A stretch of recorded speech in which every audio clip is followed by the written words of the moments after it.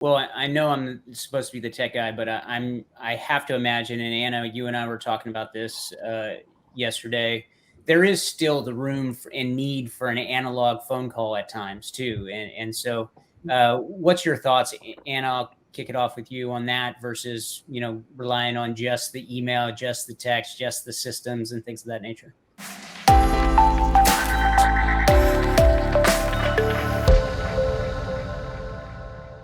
Yeah, like whether you are tech savvy or not, it's nice to get on the phone and communicate. This is nice to have a conversation like this. And we all, I think, are more appreciative and find the beauty in that post-COVID, especially.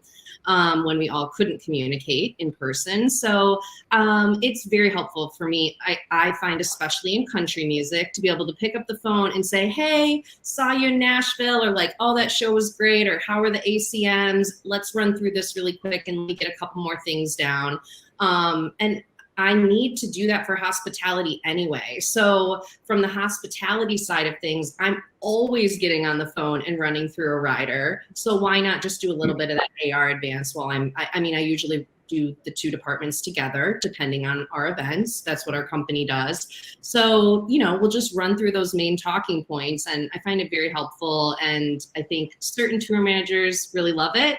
And some can just fill out the advance, and we don't really need to talk more than email, but case by case basis. And Alex, anything from your end? Do you have to get on calls every now and then, or? Absolutely. I also do a combination of transportation, hospitality. I'll kind of develop a team that'll oversee those things a little more closely, but I start the process with all of that.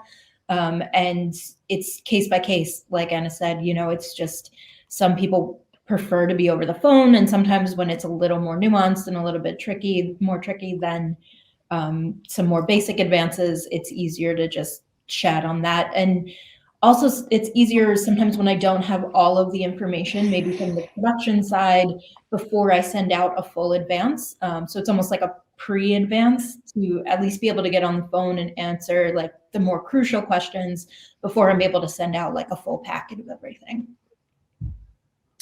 So when is the ideal time to Mark? Do you have something? No, go for it. No, I was just gonna say it was real quick. I was gonna say on that part too, it's really interesting. In some of these music genres, you still have some of the managers that are very old school, and they're not very tech savvy. And I'm not gonna name any names here, but so you definitely have to get them on the phone, talk them through all the points, and some of them want cash up front, kind of a thing, and you're like, no, that's not how things work anymore. So I think all of us have gone through that at one point or another in our lives. And I think the other part too, what Anna was mentioning, is that you get to talk to that person away from LinkedIn and all these other places, and you get a better connection with them. And so when you're on site, you're like almost instantly friends. You're like, oh wow, great to see you. You already have that history together. So I think that there's two parts to that, getting on that analog side. And sometimes, depending on the genre, it's all text message for me too, which is somewhere in between. So they're still on their Blackberries. Yeah. Let's talk about that. So who is the oldest of old school genres? And old school doesn't have to mean bad in this case. So Anna, Mark, you brought it up. You have to call it out. I'm not saying anything. You don't have to call out an artist. The genre is not going to come back and bite you. Well, anybody from Wu-Tang. All right. I love them, by the way. I love those guys, and I love all their managers. But that's one.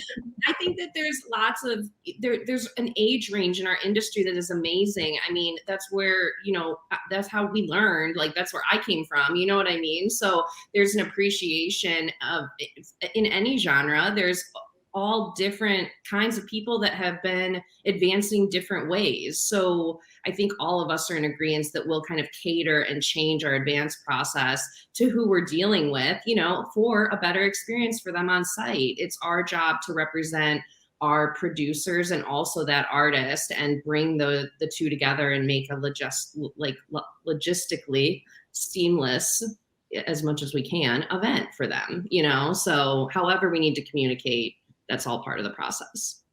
Yeah. Cool.